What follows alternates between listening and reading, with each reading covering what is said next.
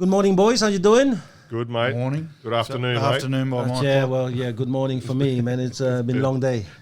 You've had recruit training today, but Good recruit. Sometimes you just see a mega star in there, and I think in there today, after 3 days, I've seen 2 mega stars in there, and it's fantastic. That's the thing that I love the most. Is you take people 3 days ago who've got no idea about prospecting or listing, and then in 3 days, not only you give them a bit of that injection in terms of energy and their mindset's totally different, but their skill just prove it to me that if our own people were really training, seriously, in 3 days, come and watch these guys. You came for the end of today. What did you think of those 2 superstars? You know who I'm talking about, Yeah, the two, excellent. Very good. And you could see it in their confidence, even the way they're delivering the material. So. And that's the beauty about it. And usually I see that already on day one. What I can't see on day one is how bad the people who can't do it are on day one. Okay. Because on day one, we don't have enough role plays. We don't have enough for me to gauge it. And I think it would be very much unfair. So usually on day one, I know who's going to do it. And I know who I'm on the fence. And there's one thing I know now is that usually the ones I'm on the fence about are the ones that don't make it. So I think it's a matter of trusting your gut instinct rather than trying to be too nice and wanting people to succeed no matter what. You can't make people succeed. Yeah. You can't change a color of a person. That's what I meant. They've got to want to do their own push-ups. Yeah. Oh, well, we just came back from Kickstart in the Hunter Valley, boys. What do you think? We did. Good. How did it go Fantastic. for you guys? For me, it was, I think, Kickstart number 6 or 7, so I've done quite a few now. I think it was probably one of the best. We got the most out of it this year. I think both myself and my leader, our mindsets have changed a fair bit. We're on a lot more of the same page, and I think we're a lot more proactive in our decisions. So I think the Kickstart itself, or what we got out of it this year, was excellent. Right. I got stuck in a fucking health retreat. Yeah, what happened, man? No bar fridge, no phones allowed out. It was at least 12 kilometres from the conference centre, so you couldn't even get a beer and walk home. Are you serious? It was the soberest Kickstart in rugby league history. Very disappointing. There's no bar fridge. Although doing day 2 without a hangover was a new experience for me. So 12 months ago, Cypress Lakes, which is a huge complex already, bought a health retreat that's at the back of the property. All right. Another 300 acres. And what they don't tell you on your website when you book a room is if your room you've booked is in the health retreat part or the normal part of Cypress Lakes. Right. So the room Crystal booked, they said, we'll just show you on the map where you are, and we're dead set in Perth. And I'm like, fuck. Crystal's like, don't worry, when you get there, I'm sure there'll be something in the fridge for you. No, nothing. Nothing in the fridge. And then there's signs up everywhere saying no mobile phones and please be quiet. And I'm like, where the fuck are we? So, yeah, I had about, apart from dinner where we had about 5 glasses of wine, compared to last Kickstart where I took a case of wine. Wow. Yeah. Yeah, but that dinner you went to Muse. We did go to Muse. How did you find that? It was a 5-course degustation. Yeah. Actually, it's not 5 courses. He's done it three or 4 courses. It was 4 courses but then you with have the optional additions, cheese butter. We had to and get the cheese butter. Then the optional oysters and then he had like some additional without you even having to choose. We did the wine matching with it. Yeah. And so I thought to get some wine, because I'm staying in a friggin' health retreat, we better get the optional cheese platter and we better get the optional dessert to get a couple more glasses of wine in. No, but it was beautiful. Wow. You ate there, didn't you? Yeah. Oh, well, I thought it was fantastic. Yeah, I thought it was fantastic too. Yeah, no. Their signature dish, that coconut. Oh, my gosh. I hadn't eaten anything quite like that in a long time. Well, I haven't had a piece of Wagyu before that I could cut with a butter knife. There you go. Yeah, I didn't get the Wagyu, but yeah, the 70 hours slow cooked. Wow. Small portions, which it doesn't help me retain my beautiful shape. You figure. Hang on, you 2 guys on a bit of a challenge with each other. Don't even start. He's a cheat. What do you mean I'm a cheat? No. We're on a challenge. We're on a challenge. The challenge is by July to lose 10 kilos each, maybe you a bit more since you look like an elephant. How does a guy who's 4 foot tall Yeah. Walk 10 kilometres in a day. You know how many steps that must be? Who are you talking about? You. I sent him a message. I said, take your watch off the twins because I'm sitting there on my couch. I'm sitting there on my couch, half pissed, trying to watch the tennis. And all I can see is these numbers going like a bloody speedometer. Yeah. Well, And, mate, it wasn't the twins, man. It was Rolex. well, I put mine on Jimmy because he takes bigger steps. But, No. That's the one thing that we had to stop, because first we synchronized our watch to Each and other. we invited each other on that activity could see app. it. Yeah. So he could see every step and percentage. So, first day, man, I thought I better start early. Then the competition that we had is the most number of Ks within the month. So I thought straight away, for the first 10 days, I go flat out, because you create such a gap, he'll have to give up. But then in the afternoon, start walking, and I'm looking at my watch. He was at 0% by 10 o'clock. And now by 12 o'clock, he's starting to catch up. He was at 36%. And so that's it. The competitiveness in me kicked in. Every 5 minutes I had to check. And that's not good. I hadn't charged my watch, and I rang him on the first day and said, I'm not going to feel comfortable, one, getting beaten by, or two, beating a 50-year-old man. So why don't I give you a head start? How about I give you a kilometre for every year that we're apart, which is 13 kilometres. Oh, no, man, you'll probably beat me anyway. I don't need a head start. When my watch fucking charged, he was already on 4 kilometres. He already had his head start, and I haven't been able to catch him. And I bloody, mate, I'm a big boy, my thighs rub together. So after my first walk, Seriously? I was having massive issues. So the Sunday I woke up and went, right, I'll get him. I've never gotten up at 6 o'clock in the morning ever. And he did get me, because when I woke up, I walked a full lap of Carryong. The dogs never walked so far. The dog was half dead. I was walking sideways because of the chafe. And I thought, he's not up yet. He hasn't checked, because 10, 11 o'clock he was still on 0 effectively. And then the next morning, the sharing was done. I'm like, something's wrong with the watch, mate. The sharing's not on. He said, fuck that, I can't keep looking. Because no, I had gone to some friends to watch a movie in the garden. It was a movie in the garden. That was fantastic, like 50 friends. And it was as if you were in the gold class, So I came home late. But then I forgot to pick up my watch when I woke up in the morning, right? So I'm doing a few things, and then, shit, I have just given him a few thousand steps. And now I'm running upstairs, I'm grabbing this watch, and suddenly this dude's way ahead. I'd already done 5Ks. And so I found myself by the afternoon seriously stuck to the screen, stuck to the watch. There wasn't a lot of action in the other. This is not good. I thought, this is not good. So what we're going to do is, man, we're going to disconnect it so that he can't see what I'm doing. Yeah. We're going to be honest, because the watch is actually pretty honest. It keeps a tap, Yeah. right? But because he won't be able to see me, and I won't be able to see him, we do what we do normally. Anyway. Yeah, 2 bits of fuck all from me. My last 2 days. I think I'm on 1.7 Ks for today. No, which proves a point, sometimes, even in sales, if you can just get yourself hooked onto a guy who's going to be as competitive as you or even more, Push you out of that. you forget about your pain. You forget about the fact that you have to walk on a treadmill, and after 30 minutes you're exactly on the same spot. You forget about asking yourself about questions about, like, why would you do these things and damage your cartilage when you have to leave past 100. Maybe that's when you should start using your cartilage. Why are my thighs bleeding? That's a question I'm asking myself. And let me ask you something before we get into Kickstart. Yeah. You go to the petrol station. Yeah. Do you pay or do you park after you fill up and then go and pay? No, I fill up, pay, and then piss off. Yeah, I fucking thought you'd be one of them. You should be shot on sight.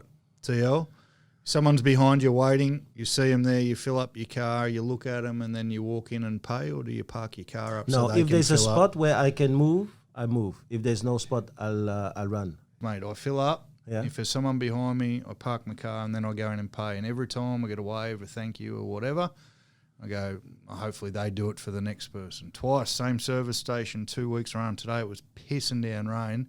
This old bloke fills his Mercedes up, looks straight at me. I'd already been sitting there for 5 or 6 minutes waiting. Looks at his watch, then fucking toddles off inside to pay, still pissing down rain, still waiting, still trying to get down here. Yeah. And to your point, right in front of where you fill up at this service station is 7 parking spots for the bottle shop that's right next door that are empty. Didn't move, but me. I filled up, car behind me, and the cars were backing up on the street. Got in, parked outside the bottle shop, went and parked, and everyone was like, "Thank you so much." I wouldn't expect that from you, Danola, because you're a grub. Thomas is 50-50. Don't hold back. on Tell it. me what you really think. I think if you don't. I think if you look someone in the eye, see that they're waiting, and then still take your time and walk into the servo and pay before you park your car I think people up. are in too much of a hurry sometimes, and that 30 seconds or a minute it takes me to go in, pay, and come back to the car. Mate, I reckon you've already started on the wine, mate. I had Marietta here in the group. Started. And she actually said to me, she thought the last podcast was great because for once, you look great, you sound great. And you know, one of the things that I noticed, one of the feedback I get, we get a lot of feedback, but one of the most common feedback we have is that every time that we actually refill our glasses, apparently people do refill their glasses at home as well. So they're all there waiting for a drink like we haven't started drinking. So they also have 3 bottles, but they're cheating because they have 3 bottles by themselves. where we, the 3 of us, right, sharing 3 bottles. We're nice people. All right, so let's have a look at some of the wines today. What do we start with? Sam Shardy or Which year is yours? 2014.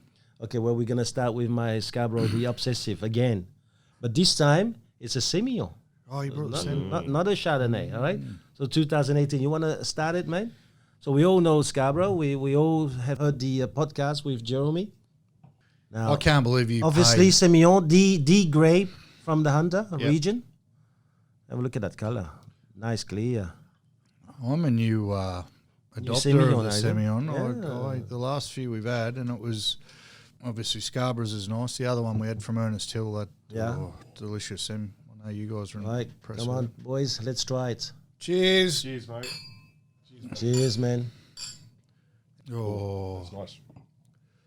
That's really nice. Obviously, being a Semillon, this maybe it's a crime to open it now. Probably this could be kept another 10 years, no problem. we had a 2011 last week. That was a nice That's the one that you stole from your wife. Yeah, that was a good drop. That was a good You one. accidentally picked it up on No, purpose. that was 2 weeks ago, wasn't it? Yeah. The one I stole from her. Yeah. Yeah, 2 weeks before. Yeah. Sorry, darling. hence the health spa. No, but I do know what I do know for sure is that she hasn't listened to the podcast yet because I'm still married. So I know when she's listening. Man, our wine fridge is empty. That's the other thing we didn't do in bloody Kickstarter. I didn't have time to go anywhere and fill up. Yeah. We didn't have the empty. time. Well, it was a good Kickstarter. I think it was, every single year when we do Kickstarter, in the end, I always feel like you have to read the room and read the group and see what the group needs. Because it's always based on the same material. We're kickstarting a year, so it has to be the same material, But one of the things I realized is I always tell myself, I know it's not the same because the dynamic's going to be different. I'm going to be reading the room a bit differently, and then I'm going to probably go in a slightly different direction with information. And so when we get to the end, I always tell Veronique the same story every year. Good or not good, we will see it after Kickstart. That's how you see whether it's good or not. But this year, there was something special that you could see that I think that salespeople and even leaders are hungry for information beyond just skill. They just want something a little bit more than just getting listing and getting sales because they do know that. And quite often, they don't have the energy or they have lost the energy, they've lost the drive, or some of them are doing it just like donkeys, silly, working 6-7 days a week, and not understanding that the little amount of profit they're making, that's not even enough to pay the hospital when they're going to be broken, right. Yeah. And so I think that somehow this year I've noticed that surge or that thirst for a better way of doing the same thing, if you will. Yeah. This year, and I don't know if it was intentional, I felt there wasn't as much focus on forecasting figures, but rather forecasting culture, alignment within a business. Yeah. And really getting us to understand what did work, what didn't work last year, what are we going to implement this year, how are we going to improve it next year. There's more focus, I believe, this year on those items rather than just facts and figures, Absolutely. which was outstanding. I really got a lot more out of it. Normally, you would have noticed that by the end of the first year, we're only finishing the plan. And if you notice, really, by the end, the plan we didn't even touch. It was like, you've got it. You can work your own plan now. You've got the graph. Follow the graph. You've got your own thing. So those papers that people had to prepare, the ones who had prepared it, well, they knew what to do. The ones who didn't prepare it, well, they had no plans. One of the things I also have realized with a lot of salespeople or a lot of leaders is many people do plans, not many people follow plans. And so after the first month, I guarantee you, plenty of people don't reopen the book. Yeah, probably. I know that because when they call us and ask us, when is that event? We have to tell them, it's in our manual. I know straight away, you haven't touched it. You know, for me this year, it was, I don't know, call it an epiphany, call it a realization, call it I finally woke up to myself. But I was looking back going, why now am I looking, okay, so next month we need to sit down and go through the manual and see where we're at, maybe see where we need to adjust and revisit the manual. Where previous years, it wasn't that obvious to me. And I don't know if this year it was because we're rebuilding a team and we want to drive a great culture this year forward, and I need that guidance. But this year I really look at it like, now I've got my roadmap here. I just need to refer back to the roadmap and use that moving forward. So there was definitely an air of, to your point, or a lot of people in the room had to realise that how long can I keep fucking doing this for, especially amongst our older leaders. Why now though? Because we've heard, you're the first one to say it, the Kickstart's very similar every year, and a lot of the talks we have are reasonably similar, but there was a change in the atmosphere this year, and a lot of that is probably down to people finally clicking to the fact that, fuck, I'm whatever age I am, I haven't got that long left, I still don't have a team, but why now? Why not previous years when we've talked about it before? What do you think was different this year? Why do you think more people clicked to it? I don't know, maybe the coronavirus. No, it's not that. I think that it may be that because the top leaders have now reached a level where that's no longer enough for them. You know, I keep on saying this. Salespeople in the beginning of their career, you can attract them with money. But after a little while, when they've got a lot of things and materially and realize they're still not happy, they're still having same issues at home, they realize that, you know, maybe that's not enough. The same thing for our leaders. Like some of our leaders, they make a million in his heyday. One of our top leaders is 9 million. So at one stage, he has to stop and say, well, those 9 million did not spare me from the same problems I'm having as everybody else. And so they realize at that point in time, hold on, you can't just run another year because it's under a new label, it's under the label of 2020, doing the same thing. So I think it's a question of maturity. I think it's a question of having enough, but it's more or less the same association at the top. Okay. I think you did a very good job of, your motto for the 2 days was no team, no business, and you wanted that drummed in, and I think the fact that started from the first minute we were in there, I think initially would have challenged a few people's egos because we all run around, sorry Chris, not you, but we all run around saying... Thanks, I'm mate, a business owner, I'm a business owner, I'm a business owner. But there's a very good book called The E-Myth Revisited that explains exactly what you were talking about. You're not a business owner if you're the one who is the only person listing and selling. You're not a business owner if you're got to do the marketing as well. You're the one answering the phones. You're not doing that. What you've got is a job, not a business. Right. And I think because you made that a focal point and your mantra, a lot of would have attacked a few egos and went, fucking hang on, I've got a business. And then as that ego subsided, people started to realise, fuck, I don't have a business. And once I stopped, my business, in air quotes, is gone. And I'm not a leader, I'm a salesperson. That was probably a big of treadmill. If I can't go away tomorrow and the business still run, I 100% don't have a business. And a lot of our guys and a lot of people everywhere in life are in that position. Yeah. Now, 90% of real estate offices anywhere in the world. Yeah. So they're not a business. No. You're a salesperson with an office. Yeah. Right. For whatever reason, I don't know why it was different this year. Maybe because you made it so simple and broke it down into 4 words that everyone can understand. No team, no business. That there was probably a lot of self-reflection there. You know, I joked about being in a health retreat, but there was a lot less partying this year than in other years. So I think there was a lot clearer minds there, and people actually had the mental capacity to absorb the information and do something with it. Because I know, personally, the first 3 or 4 hours every other year of each day have just been me going, fuck me, it hurts. Yeah, but maybe another thing too is that we're starting to have a few spouses. And that also plays a very important role I mean, your Health team retreat. came with Angela. Yeah. Robert's wife was Brought there. an absolutely wonderful feeling to the weekend. So, Angela's so input. you can tell us how different was it to the other years? I think it was fantastic because Rob and I have gone through it. We've probably become fairly complacent with Kickstart because we've done it so many times before. Having Angela there, maybe we took it back a level and simplified it and went through things step by step. Right. And instead of breezing over, forced ourselves to really get involved and talk with each other and set out the future plans and so forth. And Angela stepped up into certain parts that we weren't able to fulfill. So for me, and I even actually said it to Angela, it was wonderful having her there. It brought a different energy. Mm-hmm. And even coming back, it's brought a different energy to the office, Robert and myself. And I think having that spouse there was fantastic. I know, Cam, you had the beautiful Crystal there, punching above your weight. How was that for you this year? I ended up in a fucking health retreat, mate. How do you think it was? No, Jesus Christ, man.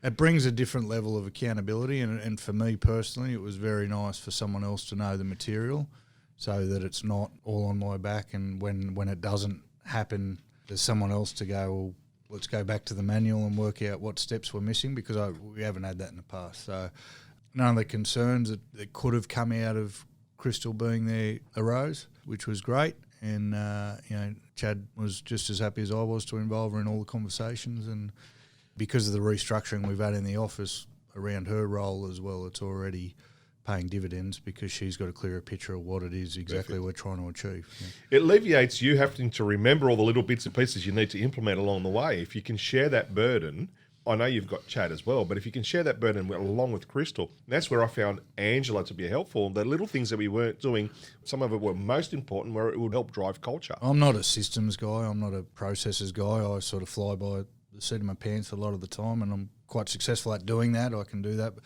Crystal's all about systems and processes. Yeah. But you're still system. Yeah, but maybe not. You're not to the point where I can't sleep at night if we don't have that system. Yeah, I understand, but you're still system. Like, I think in your office when you started as a salesperson, you were probably the first person who did the presentation word for word. Yeah. So you were a system. Yeah. You could see that already, but. I think like me, you're more like a system where it's important to you. If it's not important, who gives a shit about system, right? Yeah. So there is someone else to look after. It's like even here, for me, Veronique, Charlotte and Kaylee, they run most of the system that I don't even want to know. Right? My list of top 10 things, having the procedure manual with every I and every T or even existing, it wasn't in my top 5. So to have now Crystal, who obsesses over that stuff. She's policing it and she's putting it into place. Well, we've got to put it into place first. You can't police something that doesn't exist, which we're still working on, but it would never have gotten done. Yeah, I've had your procedure manual since October last year, and since then I've done nothing with it. We've done 2 drafts as well. We've revisited that twice. At Kickstart, Angela had given us a procedure manual, which was a OH&S procedure manual. She goes, but we've got one. I said, but not a sales procedure manual. So she's now taken the 2 of them, eliminated from doubling up. Yeah. And when that's implemented, which will be over the next few days, it's taken a burden off from Robin and us to get that done. Yeah. So which is great. Yeah, I think that the good thing too, when you have your partner there, that person may remember things, not that you forget, but that you overlook because you're in a different world. And remember, we all live reactively, right? We all live based on what we perceive. We never see reality as it is. We only see reality the way we perceive it. So if we perceive it when we feel great, well, the reality will be a nice kind of rosy perception to us. But if we are reactive and business are suffering, well, it's going to be that kind of color. So when we have our partner who can actually be neutral, it brings us back. It's a little bit like, when photographers, before they take photos in a room, they actually go and put the camera and their sensors on something that is really white, because from that, everything else is calibrated. So when you're running a business and you're coming home and you just lost a salesperson or things have not been going the way you want, how great is it to have that bouncing ball that is pure white? Because now it can reset the way you thought reality was, but we're wrong. Yeah. It makes it too. There's a lot to be said for we talk about it in training. The more you train someone, the more you learn yourself. And the one thing I found is because pretty much everything had to be explained to Crystal from scratch and broken down, and why is this number, and simple things like fixed costs and cost of sale and all that stuff. It's stuff that because Chad's been around it a lot longer than me, but even I've heard the same thing over and over again. You gloss over, you know what it means, you know where it's heading, but to actually have to sit there and break it down and explain it made us focus, or me personally focus, a lot more on those little things because I was trying to teach it and go, fucking hang on, we're setting a target here, but now that I've explained all this and broken down exactly what it means, we can't do that. Yep. And we're kidding ourselves if we think we can. There was a few adjustments made just purely by the fact that I had to explain some stuff from scratch. So when I had to teach my son how to pass a football, I had to break down the mechanics of passing a football, and all of a sudden I realised that some of my techniques weren't quite as sharp because I hadn't been teaching anyone to pass a football, but teaching someone about the systems and processes and the goals actually reinstills that in you and reminds you of the bits that you're missing. Yeah. It refreshes it. And that's what I was saying before when Angela was there. I think we become, I don't know if it's complacent on the figures, the numbers, how we do it, and filling in those blanks, and we just do it autonomously. Yeah, that's right. For Chad and I, break even's X amount a month. Right. We don't, doesn't matter what A plus B minus C times Z equals, we get to that bottom figure and that's all we focus on. But Crystal's like, no, what's A plus B and what's Z? And even simpler question, what's BEP stand for? Oh, okay, rightio. Well, it's break-even point. And then we have to break that down. So then she's stepping in, who does the books. Angela pays the wages. She pays the accounts. She goes, well, that's actually probably not accurate. Okay, well, we need to relook at that. And it's something we implement. So it's a great thing, absolutely a great thing. I'm waiting for you to tell me I was wrong. I wasn't wrong. It's great that you're talking about your Isaac, because a lot of people think about kickstarting their business. I want to come back to that because we want to talk about it today. But last week was also when our children went back to school. So what about us kickstarting, as parents, kickstarting our kids? Well, one of the biggest takeaways I got from Kickstart this year, and again wasn't a new takeaway, but because the facts and the figures and the planning wasn't new, and we'd done the graphs and we'd done all that stuff, you took me to a few different places and maybe some other people, and a few of the comments and the talk about life balance and the leaders realising that they've been doing it for 100 years and still don't have a business. And you talk quite openly about my children at one stage, Thomas, and parenting, and I'm starting to come around to the balanced life, not pick the phone up thing, but today was a classic example. Today was Isaac's first ever swimming carnival. It's the first carnival as a school kid he's ever been able to compete in. He's been going to swimming lessons a couple of times a week, and we had a shitload on today. Like, we've got a couple of sales that are meant to go unconditional. I still don't know how some of that's going. We've got some issues with staff that we're dealing with. We've a few people days off today and different things, but Crystal said, no, his swimming carnival's on Thursday, we should be there. And probably for the first time ever, I went, yeah, we'll be there. And I just booked out the morning. So we think his race is at 10 o'clock, so we leave the office at 20 to 10. We get to Peninsula Leisure Centre. As we walk in the door, Isaac's on the blocks. I'm like, hang on, his race has gone a bit early, ahead of time. They're about to blow the start button. He sees us, bursts into tears, jumps off the block, comes running down and says, I can't do it, I'm scared. And we're like, shit. The one race that he can go in, he's jumped off anyway. It turns out to be a good thing because he'd entered himself in the open boys 100 metres. He can't swim 50. It was the wrong race. So anyway, we're like, oh man, we've rushed down here. We're trying to do the right thing. He's a mess. He's not even going to swim. What are we doing? Anyway, we got him back together. Mate, go in the 8-year-old 50-metre race. That's what you're here for. Oh, yeah, I can do that. So he gets on the blocks. He's at the end. Crystal and I are sitting at the end of his lane, which was by accident, not by design. Jumps in. The swimming he did was nothing that I've ever seen taught. It was heads up. He's flapping around. Anyway, he's gapping the field. He's ahead by 10 metres at one stage. I'm like, Crystal was starting to talk to someone. I said, he's fucking winning. He's winning. And I'm grabbing her. And we're looking. She's like, put your head down. And she's getting into it. Anyway, the gap slowly closes. He's still 5 metres ahead. There's 5 metres to go. He's going to win this thing. He stopped, grabbed onto the rope. I can't do it anymore. 5 metres from the finish. His teacher from last year, who was bone dry, had to jump in to get him off the rope, to get him out of the pool. 5 metres from the fucking finish, he was winning. Oh, man. So I'm glad I made that time in my son's life to see him get 5 metres from the gold medal and stop. There's lessons in that, man. A lot of lessons. There's a lesson for Too Far Wilson, which is what I call my wife sometimes. She's a sports mum, mate. You can't. The rest of they got out of the pool and everyone's clapping him because he was visibly upset. Crystal's like, "You are winning!" Oh, darling. Darling. Everyone's watching. He came over and gave him a hug, and I'm sure because of the world we live in today, you'll still get a bloody ribbon for not finishing the race because participation medals are the thing. But, yeah, if normally with the stuff we'd had on today, I wouldn't have been there. So I definitely don't want to get to a point where I'm 60 years old and still the only person in my business who can make money, so I don't have a business. But I also definitely don't want to get to 60 years old and have never seen my kids at a school carnival or spend any time, which is nothing I've ever wanted, but I've always been able to justify it by I'll miss his race today because we've got $60,000 in unconditional sales meant to be going through and all of them are messy, and I'll miss my son's race for that. But turns out I saw his 95% of his race that he completed, and we still might get those sales over the line. So, and he'll remember you being there, mate, and that's the thing. Yeah, well, that might have gone pear-shaped. Isaac, if you're listening, I love you, mate. You did your best. Well done. You still get a medal. You still get a ribbon. Well done. No, but what I'm trying to say is this, a lot of parents don't realize that we have to kickstart our kids too in the new year. We have to give them goals. We have to set things with them because in the end, we live in a world where each year we have to try and achieve certain things. And so hopefully parents have done that too, because going to Kickstart and not having kickstarted your own family, that's a little bit of an issue, So that's where it starts first. Yeah. We probably didn't do that.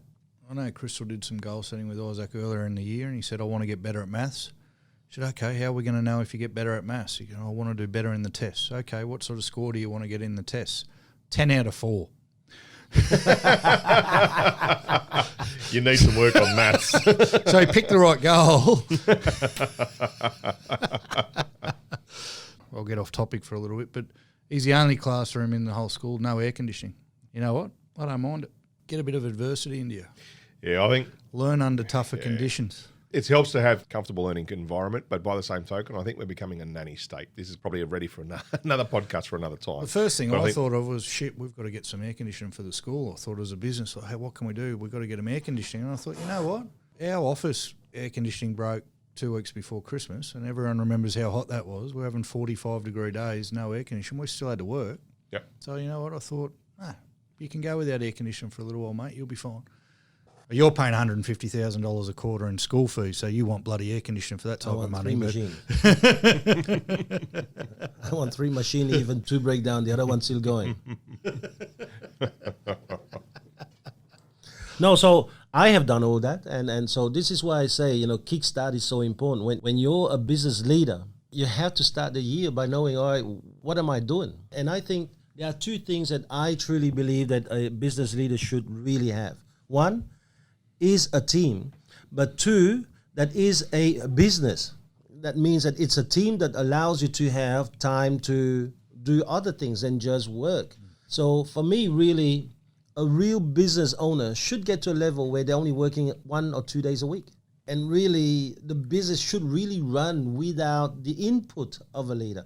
If you're not doing that, then there's a few things wrong. And one of the things wrong, I believe, is that you got the wrong culture. First of all, it was no team. If you have no team and you're the one who are responsible for most of the listing, you got no business. You're just a glorified salesman.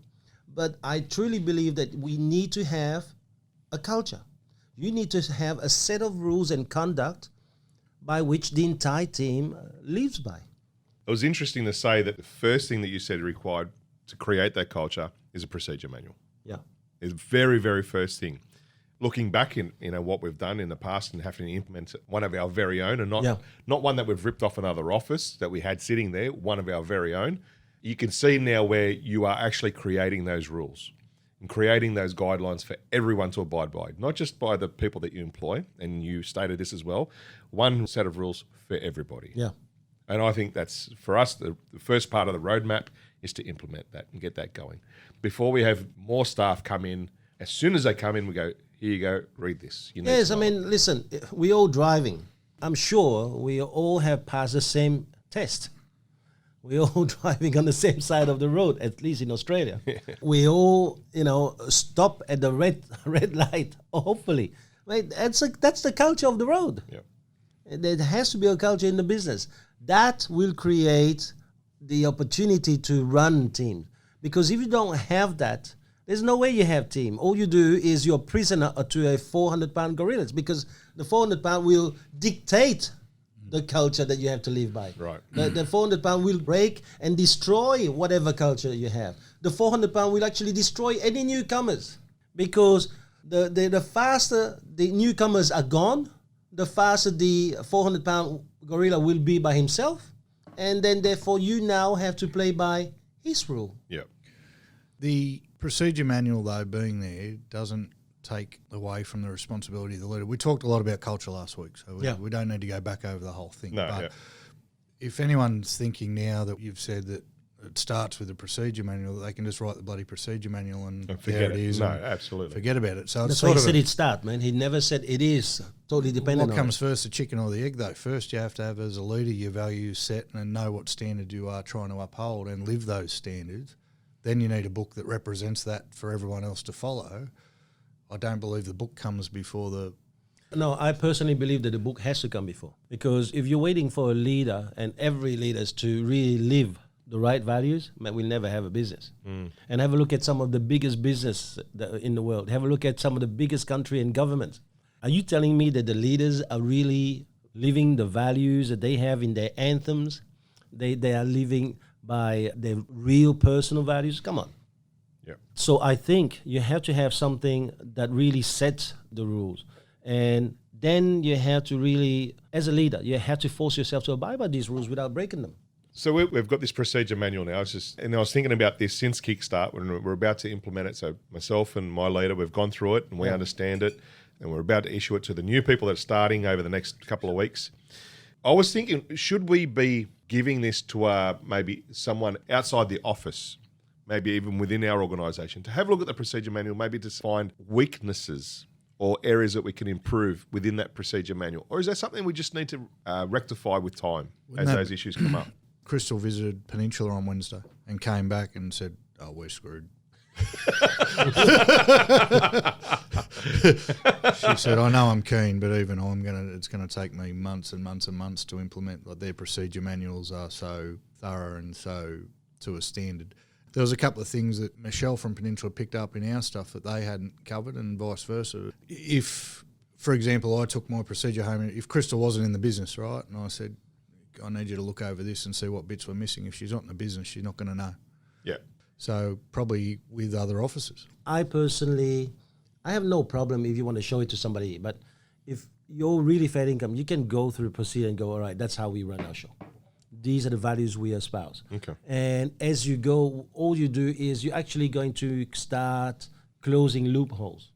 Okay, today we found out that there is a problem with this sale because it happened that way. All right, from here on, this is how we're going to go from. Right. And then you change that component. So that's probably what I was not scared of, but I was worried about is those loopholes within what we've implemented. And maybe that's a failure of wanting everything to be perfect straight away instead of getting something implemented and fixing it So along the way. technical aspects are something that people are going to be able to help with from other businesses. Like we just said, the cultural aspects aren't, because each business is slightly different. Yeah. Everyone has their own culture that they're trying to implement.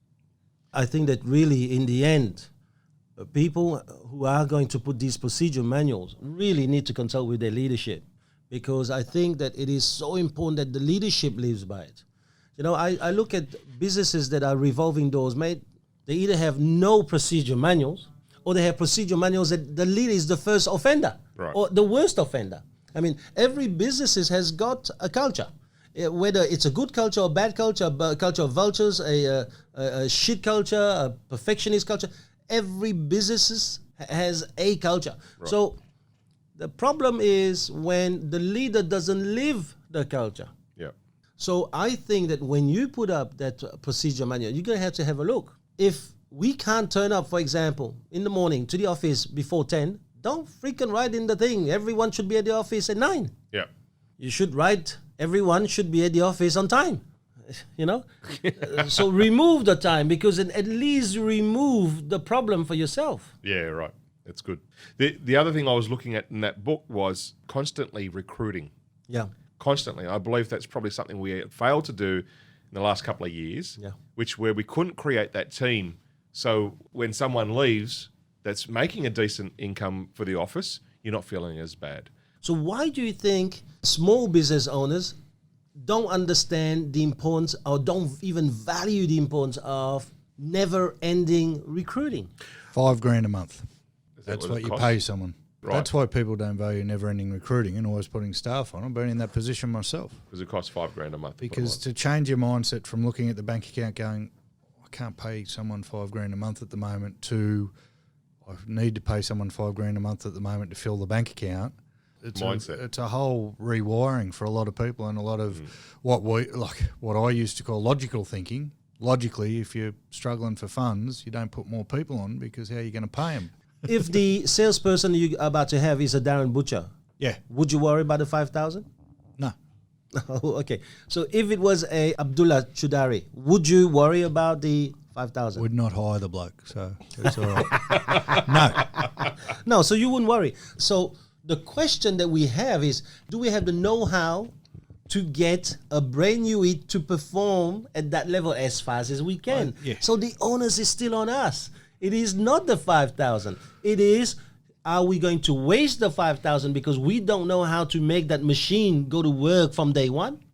Or the opposite. For example, yesterday I was actually looking after a team, and there was a sales guy who, for the last few months, hasn't done anything at all. He actually takes his leader for granted. And so yesterday I took him aside. I said to him, all right, what's the forecast for today? So he said to me, well, I'm going to go for 3 listing appointments. I said, hey, listen, man, you need to understand this. At the end of today, you and I, we're going to talk. So I'd rather you tell me something that when we have a talk, I don't feel like you just lied to me this morning. So he said, all right, I'm going to be very conservative, then I'm going to go for 1. So I said to him, are you looking for a job somewhere else? He said, no, I'm going to go for 2. But the point is, at the end of the day, the guy got 4 listing appointments and has worked much harder than ever before. Why? Because there was a manager behind him who was not going to take laziness or mediocrity for granted. And so it's one thing to have the team. Do you really have the procedures and the know-how to make that team going? And that's the key. So when I said last week, no team, no business, that's nice. But really, I should really say no team, no business, right? Big team, no leadership, no business. So that is also a danger. Because I've seen people who have recruited constantly and they constantly lose people. And you know why? 2 reasons. They have a culture and a procedure for the team that they don't abide. And they've got a huge deficiency in management skill, and people never stay. Yeah, so it's no performing team, no business. That's the crux of it. You know deep down whether your leadership and your management skills are up to task. I think everyone does. I think a lot of us live in la-la land or denial about it. And because we know deep down that our leadership skills are up to task, that's where the 5K a month comes in. You're like, I've got to pay this person 5K a month, and I know I'm not going to be able to get them up and running for 6 to 12 months because that's all what's ever happened in the past. So then, well, fuck, maybe we have to wait till we make a few sales before we can put people on. But if you got no one to sell the bloody things, how are you going to make a few sales? But do you think that way, Cameron? Do you think that way, saying if I put someone on, it's $5,000 a month and I don't have the skills to get them to there? Or do you think I need to get the skills to be able to get them there? Mine was a bit of both. So when our business wasn't going very well, we 100% didn't recruit, because 100% we can't afford an extra $10,000, $15,000 a month in wages right now, because we know we're not going to get them up to speed quick enough. Right. Or we think we know. This is old mindset, right? This isn't current day. Where I went from there is I need to grow my leadership and get the skills so this isn't an ongoing problem. So whether the thinking was right or wrong at the start, it was probably wrong, but because I was having those thoughts and saying I'm not going to be able to get them there quick enough for it to pay off for us quick enough, I made sure that I keep training, keep growing, keep annoying the shit out of the roll-on deodorant over here. Okay, so association, obviously, roll-on deodorant. Took me a little bit, but I got it. You're slack, man. He's going to pay for it. He's follically challenged, all right?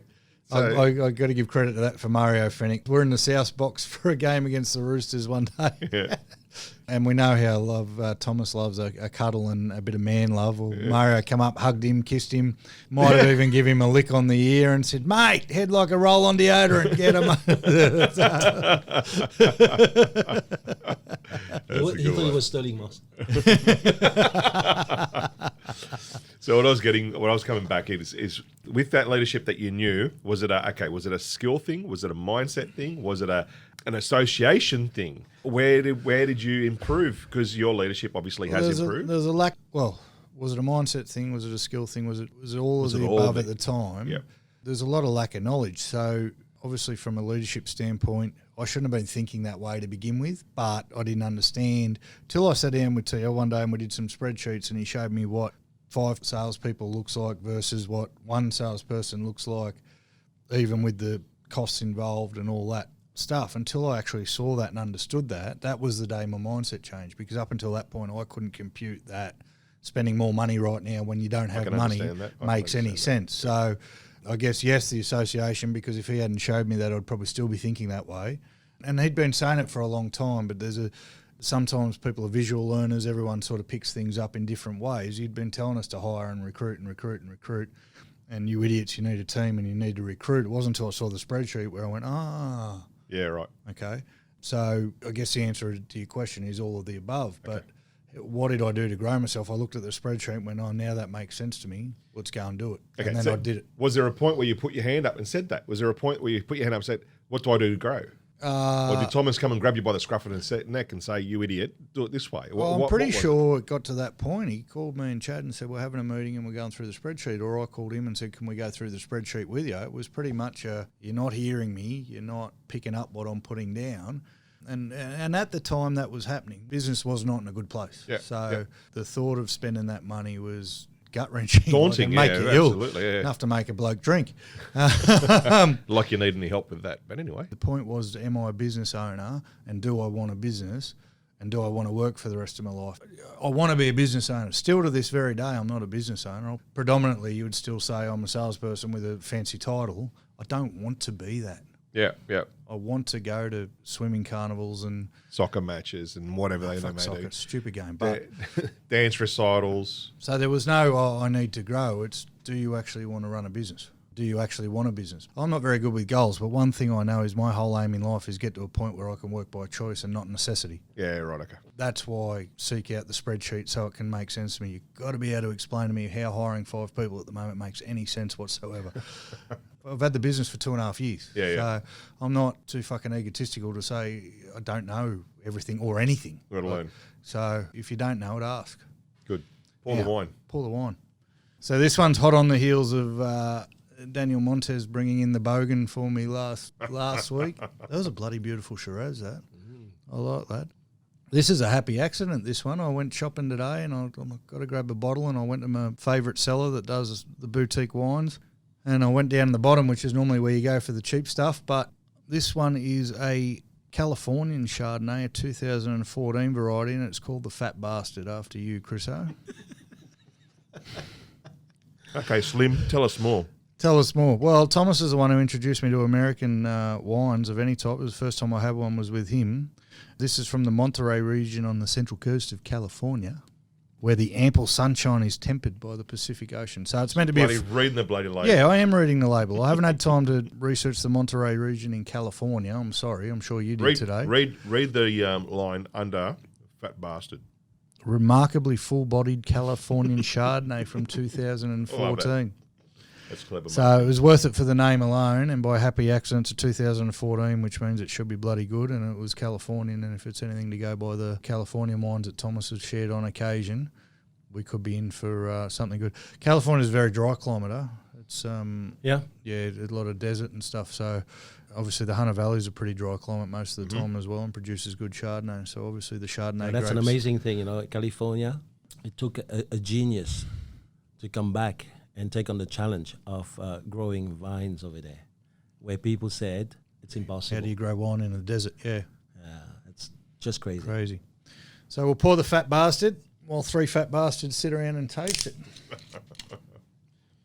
All right, let's try this. 2 fat bastards. Cheers, mate. Cheers, mate. Cheers, mate. Very nice. Oaky, huh? Very woody. Got some wood. That's nice. If anyone's ever up our way, Gosford, the cellar I find a lot of these wines is in West Gosford, the Oldfield cellars there. You wouldn't think much of it. It's in between a petrol station and a gym. But if you're ever driving along the Central Coast Highway, on the left-hand side, get into Oldfield cellars. They do all the craft beers there and a lot of the boutique wines. It's, beautiful. How do they compete against Dan Murphy almost across them? That's amazing. Yeah, well, I think to be honest, to go into Dan Murphy's and find the good wine, you're in a bloody football size, especially in West Gosford. I mean, this cellar's 150 metres from Dan Murphy's up there, but the sheer scale of Dan Murphy's makes finding that one section where they've got the Hunter Valley wines, which I've been going to Dan Murphy's in West Gosford for 100 years. I only found the Hunter Valley wine section 3 months ago. So there's something to be said for marketing yourself as a boutique wine and beer cellar, and you can go in there and generally find. You won't find anything standard there. It's the first bottle shop on the Central Coast I've seen sell the Obsessive. That's good. Scarborough. That's good. And the guy there will print out, which I probably should have got him to do, all the information. He'll give you a history lesson on the wine while you're there if you. Wonderful. If you got the time. Yeah, that's I didn't have the time because some bastard in front of me chose to pay for his petrol before he parked his car. Get over it. And I lost Little 10 breach, minutes of get my over life. You're one of them. You're going to start on the fires again today as well. I bet you it's ScoMo's problem I don't have that to you be start on parking them, there. Scomonavirus. Just going back to what you were talking earlier about recruiting people. I don't look at recruiting people as 5,000 because until they're in, they're not in. Number two, from my own experience, I have sold champions to other offices. So for me, it's actually a money-making exercise. That's abundance mindset. So there's no loss for me, right? And then here's another thing. You guys into sport, and we all have children into sport. Great swimmer, my young bloke. How come sports work their bum off to find people that they have sitting on the bench and small business like ours don't? Yeah, it's a good analogy. Huh? You tell me. Yeah. So for example, you lose a performer. What if you had 3 Janas sitting on the bench? Waiting to step would up. that worry you? Yeah, absolutely not. There's a skill component to the recruiting as well. Like something I'm not very happy with at the moment is my recruiting skills. Yeah. Unfortunately, a lot of the time that's only borne out after a couple of months with the staff that you've recruited, and you sit back and go, shit, where did it go wrong? And it can always be traced back to the first interview or the opportunity day or the signs that you missed or things like that. So for someone who doesn't put any effort into growing their skills as a recruiter and studying the art of recruiting, it's an art form to find the right people and not just hire anyone. Yeah. I mean, if you've got $100 million in the bank, sure, hire every single person you interview and hope for the best, and eventually you'll find one. Yeah. But especially for people who are scared of $5,000 a month who are still thinking that way, one way to avoid that is to be absolutely the best you can at the actual recruiting process, and that's a skill in itself. And you know, I used to think, I'll just get some people in and interview them, and I can tell pretty quickly whether they're a dickhead or they're not a dickhead. But sometimes, or a lot of the time, yeah, you're right about the dickheads, but even the people you think are good or aren't, you're not skilled enough to actually find out for sure before you go, they did 100 calls on opportunity day, we'll give them a job. That was my standard. If they came in and did their calls and had work ethic, I ignored everything else and just went, go, have a job. You know, it's funny you mentioned something about recruiting, I think it was in the last podcast, about the guy who says at 5:30 is what time do we leave? Yeah. And then you've got the other guy at 6 o'clock going, can I have a key? Yeah. Because I've got to lock up because I haven't got my 3 appointments. Right. We had an opportunity the other day, and a young bloke, he didn't pick up the material very quickly, but very, very keen, very eager. Asked him a bit about himself. Always the leader in his soccer team, always the captain. Very well spoken, very well presented. And that kid sat at that table the entire day and did not ask what time we left. And at 6:15, was still on that phone, still punching out numbers. Yeah. And we were there going, man, he's got to get a jersey. We've got to give him a run. Yeah. Because the simple fact that he was not going to quit until he succeeded is what we were looking for. Well, I'm here to tell you that's not enough. You know what? And it It's may a not. bloody good start. It may not be enough. And hopefully the culture that we're going to instill in him and the training will help him get to where he needs There'll to be other things you can pick up on. Look, it sounds like you did exactly what I would have done. I would have given the job straight away. Yeah. What I'm fast becoming aware of, and it's only upon reflection when I go back through people's interviews and look for where did this all go wrong, staying back, doing the numbers and doing the work for one day is not enough. I think that from what Chris is saying is that he had at least the right mindset. When Bloody it comes good to start, work. yeah. Mate, when someone is 9 to 5, and I see, employees who come right on the dot of 9 or later than 9 because before 9 they fucking too early, and then when it's 5 o'clock they have to start packing. Mate, those guys don't make it in life. They are the ones that are just gonna earn enough to just pay bills. And listen, I have no qualms in saying this, right? Back in my days, man, I worked as a manager, apparently in training, because in training meant I didn't have to be paid. I worked for free as a manager for a year. Who cares? I mean, I thank the leader for the opportunity I had to hone my skill as a manager. These days, especially these days, when you have those kids coming to you and they 6 o'clock, they're still going because they see you busy. Shit, man, that kind of guy will go far around me. Now, sure, he has to know how to sell, but you also have to know how to lead. I think that some leaders, they train the right people. They recruit well, but they do the wrong leadership. For example, the leadership in the small business with young people is getting too close to them too early. You talk their language, you play with their snakes and all. Right, that straight away is wrong leadership, right? Because what happened is you put your leadership down to such a level, they think that you're made, and this generation think that you're made very fast. You setting yourself for failure. And it doesn't matter. It's like cancer. It will just eat through the entire organization. Yeah, okay. I mean, these days, you have these kids, man, they just call you in the morning. They say, I'm feeling like my throat is a little bit pink. Can I have a day off? Fuck the day off. Take the whole month off. Don't come back. And I think you have to really look at it this way. You don't want to surround yourself with these people. And this is why we said this many times. The All Blacks got it right. Better people makes better All Black. Mm-hmm. And so you have to start with that quality people. And man, someone who at 6 o'clock, and he was a young dude. 6:15. Yeah. And he's still going. He's not like everybody else stepping up at around 4 to 5. When do we close here? Man, I thank God for having him. Right, the rest is going to be us. But I agree. There's so many other ingredients that we need to have, but that is a great ingredient. You have a guy that works without a clock, you already have half a winner. To me, in my books. Yeah, he was a good guy. The other question I had, and sort of come back to your statement about $5,000 a month. How do we change? We spoke in the Kickstart about a leader with a salesperson mindset. Yeah. How do we help that, or how does that leader transition from that salesperson mindset? Something has to be painful enough for them to make it. Is it finally seeing that their golden years approaching, saying, listen, I need to create a business and not have a job? What is it? I think that you already gave a huge answer. I think when the pain is too much to bear, you change. So, for example, let's say that you're approaching your 65 and you see, listen, I am still working like... Next year for you, Chris. Thanks, mate. Yeah, I'm just working like 5 guys here, and I have no time for myself. And unless I work, the business has to close shop. And I don't want this anymore. I've had enough. I think that then people change. Or sometimes life forcing you to. You work, and you forget family, even though you have family, and then suddenly your spouse turns around and say, listen, I'm leaving you.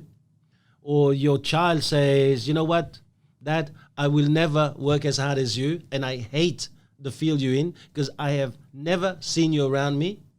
Right? Yeah, you might have come to my sport, but you never sat down with me and wonder how my life is going. Wow. Yeah. So I think that is painful enough for you to really decide that I'm going to change.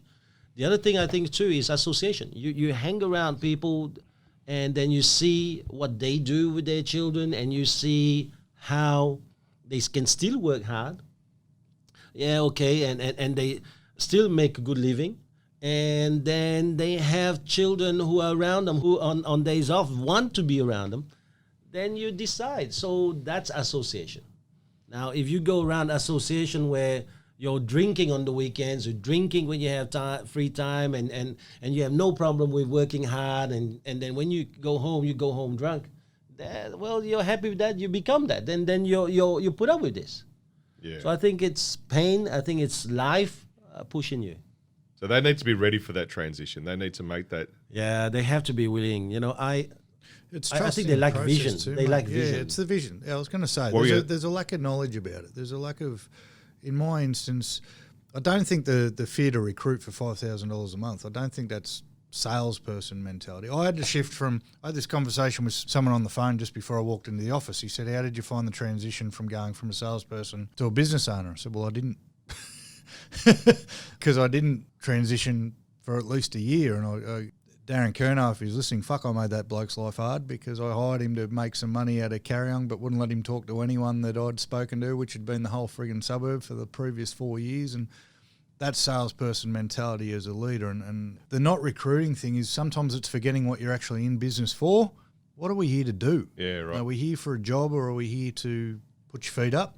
And like in my case, sometimes it's just a lack of business acumen and a lack of knowledge. And in my case, Thomas telling me to his blue in the face to recruit didn't make sense until I saw the spreadsheet.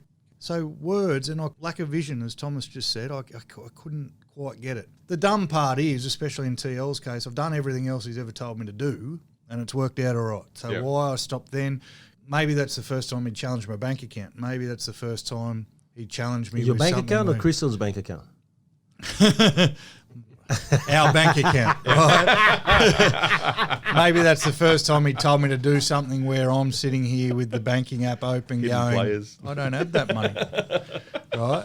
That's because, he told me to go into a listing appointment and say this, and I went into a listing appointment and said it, and I sold a house, and he told me to talk to this many people a day, so I spoke to that many people a day, and it worked fucking wonders. But when he said to me, do this, and I'm looking and I've got the banking app open in front of me and there's a lot of zeros and not the good kind, I didn't trust it enough. I had to see it.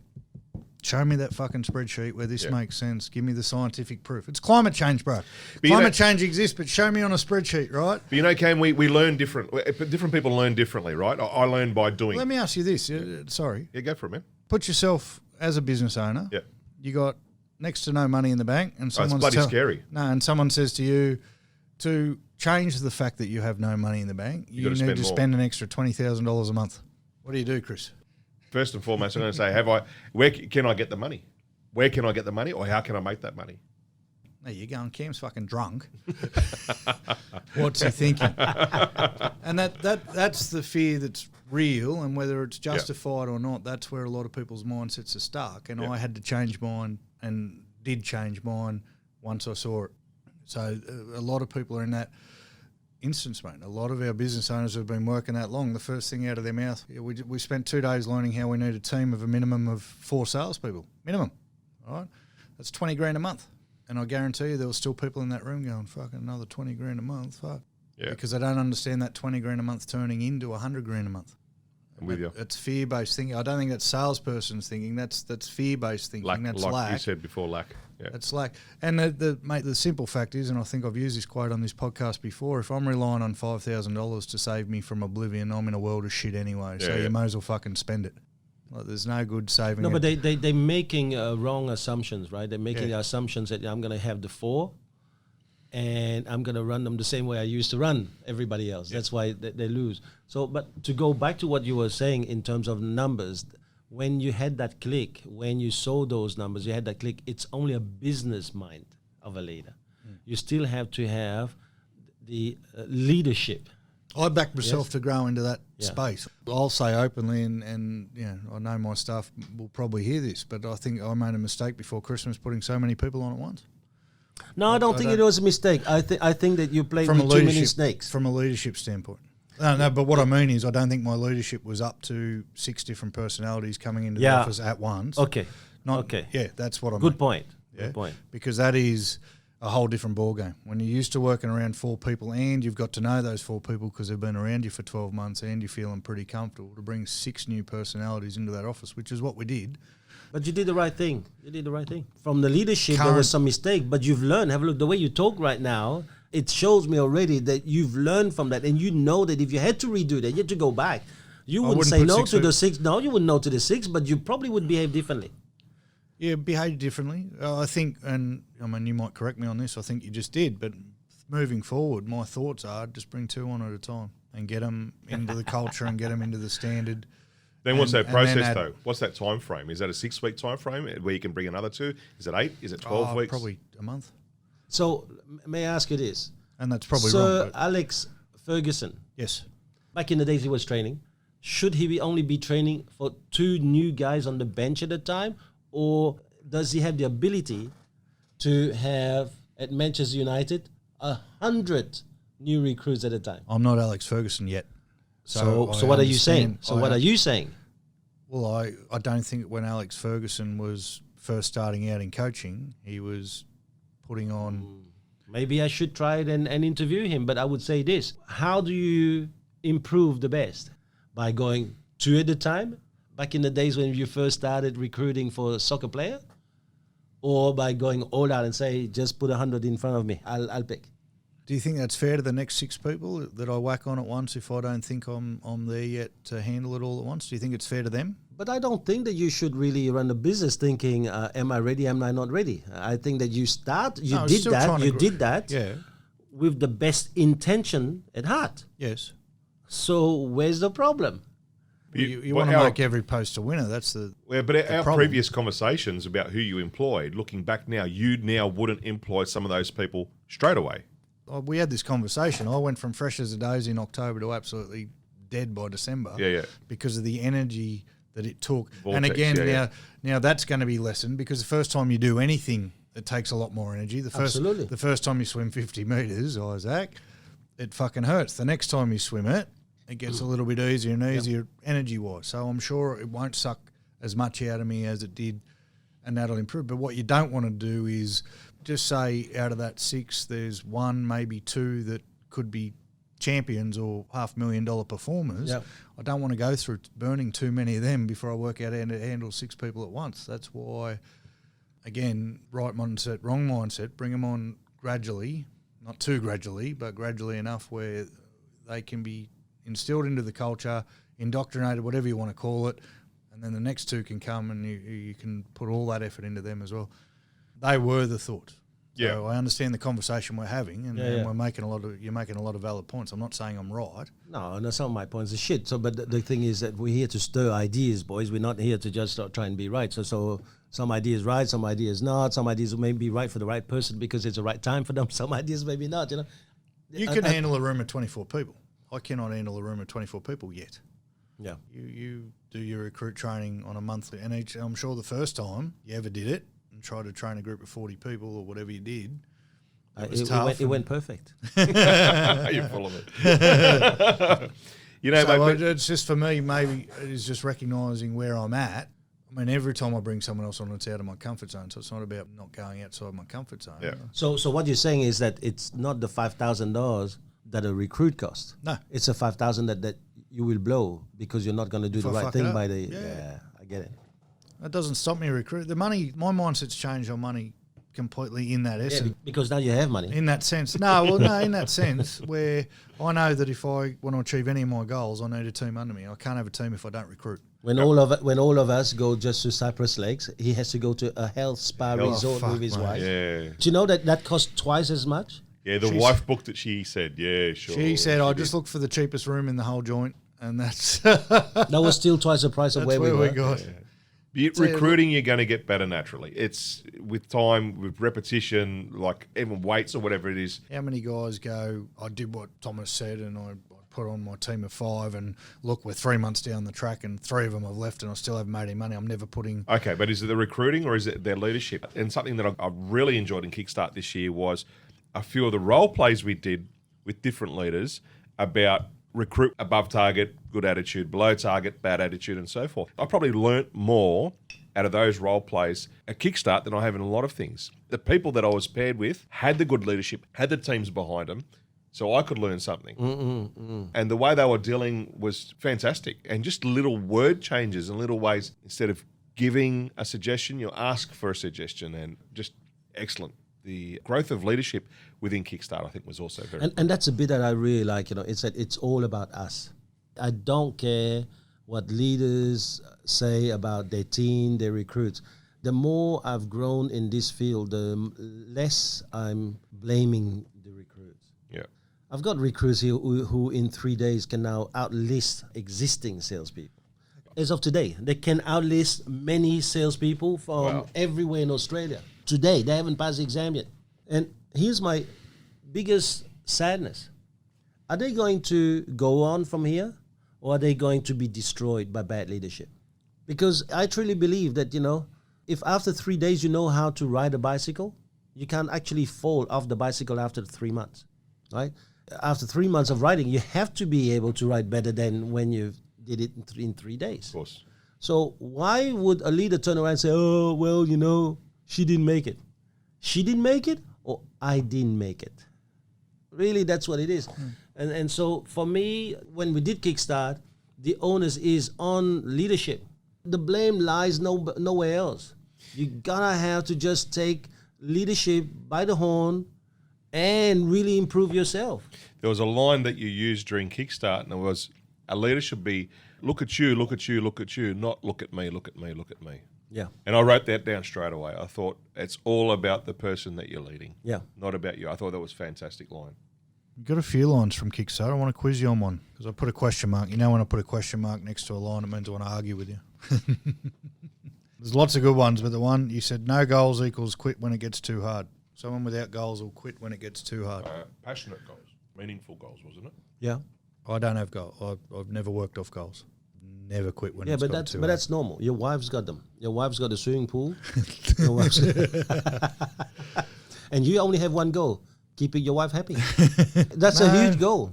No, for me, it's a valid question because I've never been one to work off goals, and I probably need to or should, but you know me, I've never quit. I've never quit at anything in my life. So you don't have a goal of becoming a better person this year? Yeah. So to become a better person will mean you become a better leader. So I don't have a financial sales goal, a material goal. I don't have a... Because if you want material, you go out and buy.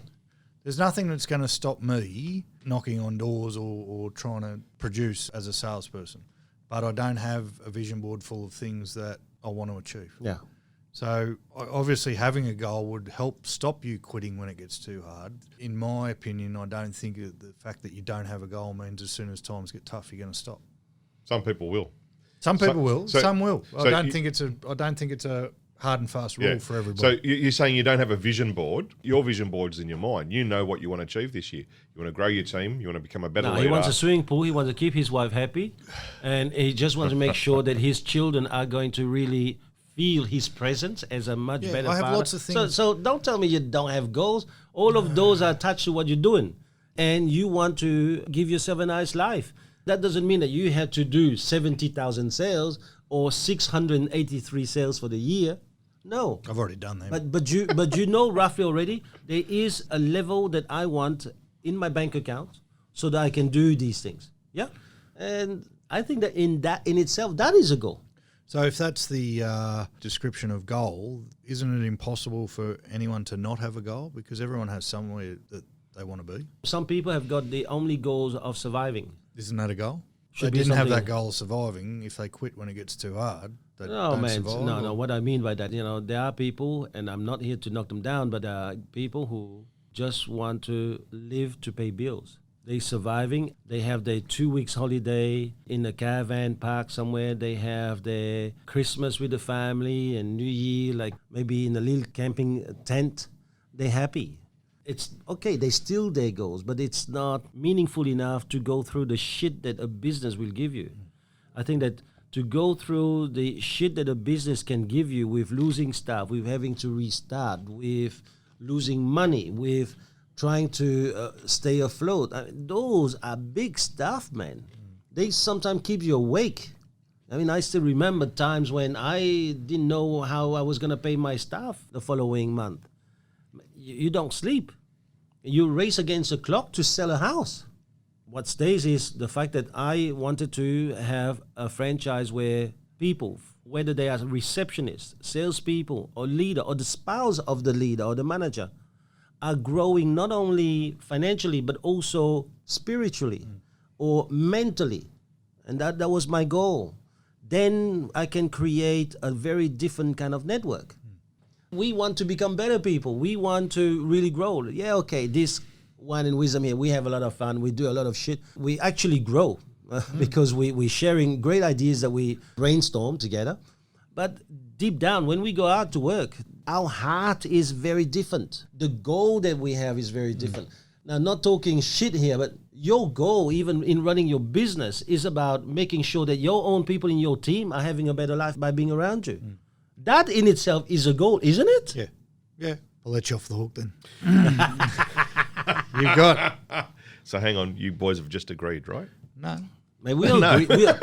We all agree all the time. The only thing is that we shit stir ourselves. That's all, man. You know, in I don't shit stir him. I tell him when he's wrong. He tries to shit stir me, but it doesn't work. So you tell him all the time. One of those beads of sweat running off your forehead. The most beautiful line of the whole Kickstart for me was only a full glass can fill an empty glass. It's got double asterisks and quotation marks and brackets. I didn't catch that. That was one of the best things you've ever said, ever. See, wine and wisdom, the shit that we learn. Only a full glass can fill an empty glass. What does that mean, Chris? Well, you've got to work on yourself to help others, first and foremost. You've got to be better for other people. I've just created recently 9 of my favourite sayings that sit behind my desk. And one of them is, be the change you want to see in others. I like that. So my glass has got to be full before I can expect you to. So if I want you to show up to work on time, I've got to get there on time. Yeah. If I want you to write goals and have meaningful goals and share them, I will expect myself for the same thing. So our glass has to be full.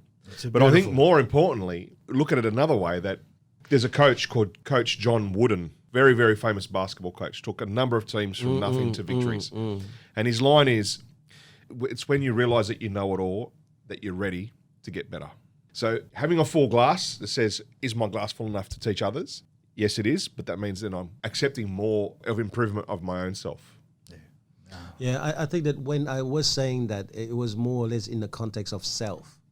Unless you grow to your optimum potential, you can't really help someone. So and a lot of leaders or a lot of people go out there, they don't take the time to grow themselves.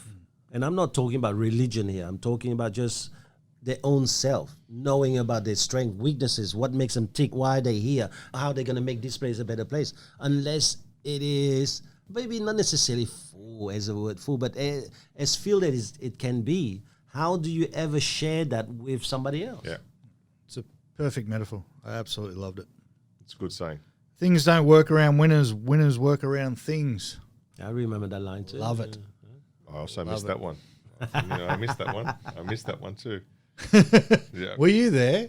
I was. I've got a few here that you probably missed, but they're very simple. But anyway. All right. Solution mindset, mate. Solution mindset. Winners work around things. There's no excuse. There's no blame. There's no anything. There's just, let's fucking do it.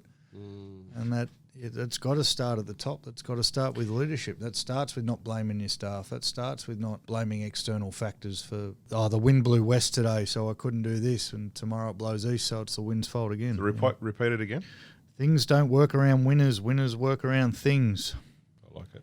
What about you have to master the little things and the big things will follow? I don't rate it.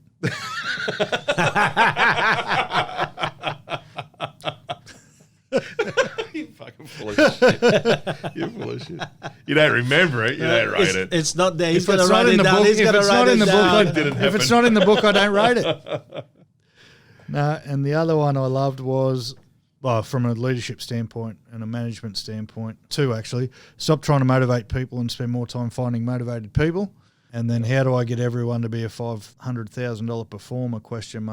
And then how the hell do I hang on to $500,000 performers? They're, from a personal level and where I'm at in my business, they're two of the biggest questions that I've got to answer. That was some of my biggest takeaways. Getting them there is a struggle, and then keeping them there, as you can probably attest to after recent events, is just as big a struggle. Yeah, well, I think a lot of self-analysis within the office, we've looked back and things we need to change personally, and like both at leadership and management levels, we need to change. One of the other sayings that I really took away from the weekend, which I thought was fantastic, was it's about future plans, not the now plans. So I think a lot of people don't have that long vision, long game sort of plan for their office. And a lot of them don't share their vision for the office with the team as well. And you said it before. You break it really simply to income, But what are people working towards? Are we on a unified journey within an office? So we might have a mission statement up there, but is it a mission statement that all the offices bought into? Yeah. And is the vision or the destination a unified destination? Does everybody know where we're going? It's transparency in your business. Yeah, we did touch on that either last week or the week before, where a lot of business owners won't share their figures or their numbers with their staff for fear of, if they see how much money I've got, they'll ask for more. Yeah, but remember, we also said, no point doing it the wrong person. No, you got to do it to the right people, 100%. So this is also one of the things that we have to be very careful. The All Blacks said, what? No dickheads. Better what? People make better All Blacks. Okay, so let's not remember the better people, because there's no point asking a leader to become someone gullible, someone who believes that everyone's good. No, it's not true. Not everyone's good, all right? I think I have grown into that now. I used to be the firm believer that no, not that everyone's good and you have to dig it out of them. And I'm starting now to realize with life passing by, not everyone's good. Your job is to find the right people. And it's the same thing when you're recruiting people. You're going to have to see whether they're good. One of the things that when I recruit, I always make sure I pay attention to is, in the end, they shall treat you the way they treat their worst enemy, right? And I forgot the person who said that line, but it's not my line. I took it from that person. I'll find it out one of these days. And so when I recruit anyone, I'll always ask them, when you left that last business, how did you leave? What happened? And I always try to come across as a gossiper. But all I want to know is, what is he going to say? Is he going to say, hey, listen, I'd rather not talk about this. It didn't really end well, but I wish them all their best. Or is he just going to go flat out attacking it because it tells me how he's going to deal with me?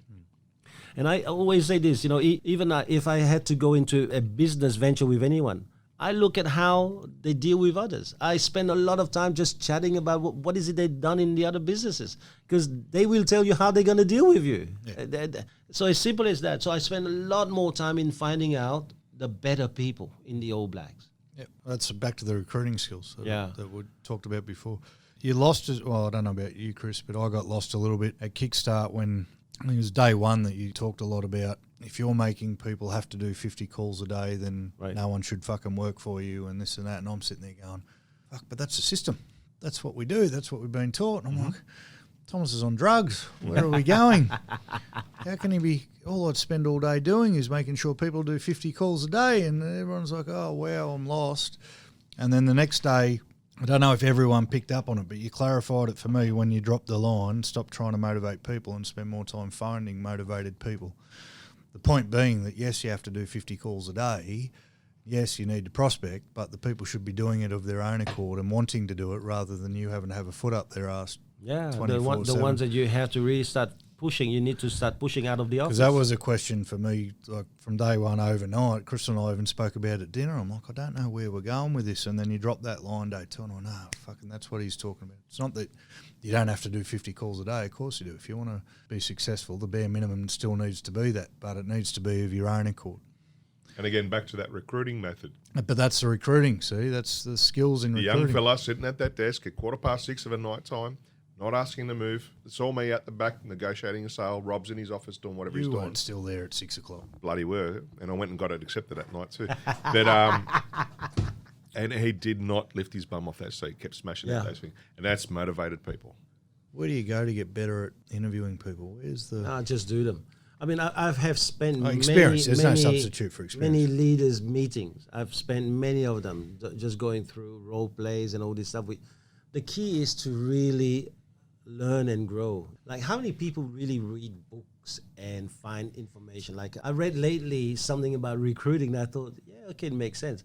But listen to the language they use. Yeah. If you listen to the language recruits, for example, use, you'll know whether they, for example, go-getters, or they are people who are just farmers sitting down to get things.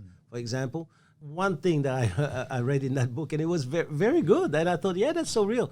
When you listen to go-getters, it's about what I will do, and I do this, and, well, it makes sense. They use present tense. They make themselves as the driver of things.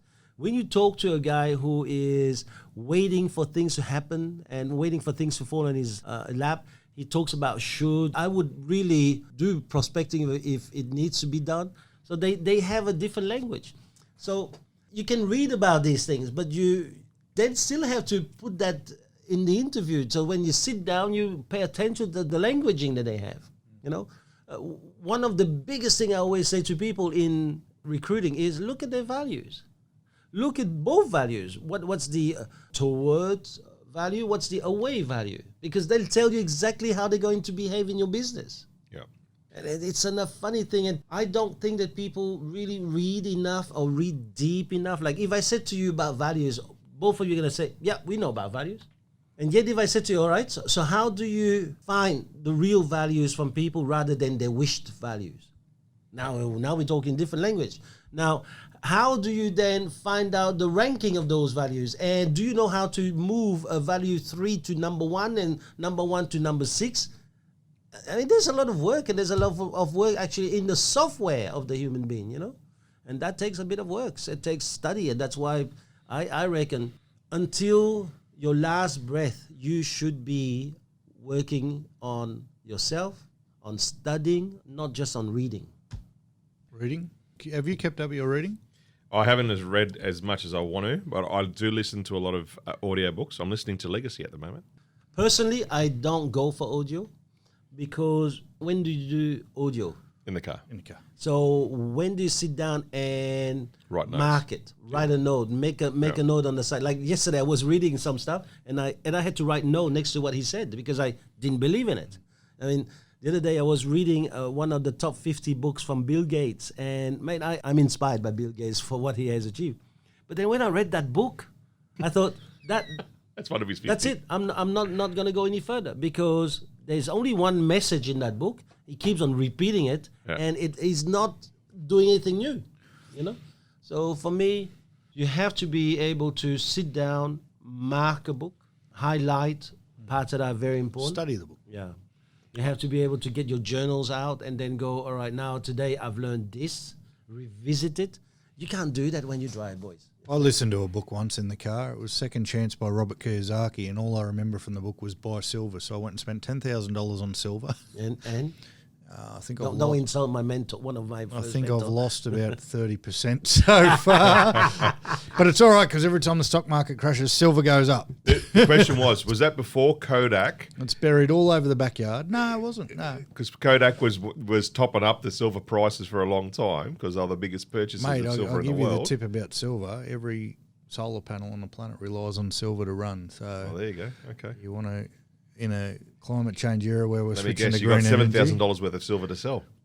10,000. Yeah, well, yeah. It used to be. I bought some at $18 and it went to $27. I went, this shit's going to keep going. So I loaded up at $27 and now it's back to 18. So What about this business of coronavirus, guys? What's happening? This is something that's happening right now, so might as well just talk a little bit about it. 462,000 people die every year from falling over. So far, coronavirus has killed how many? There's more people that die daily from the flu. Isn't it over 500? Yeah, 560. 560. Yeah. Oh, my As God. of 516 today. How many people died in the last flu season?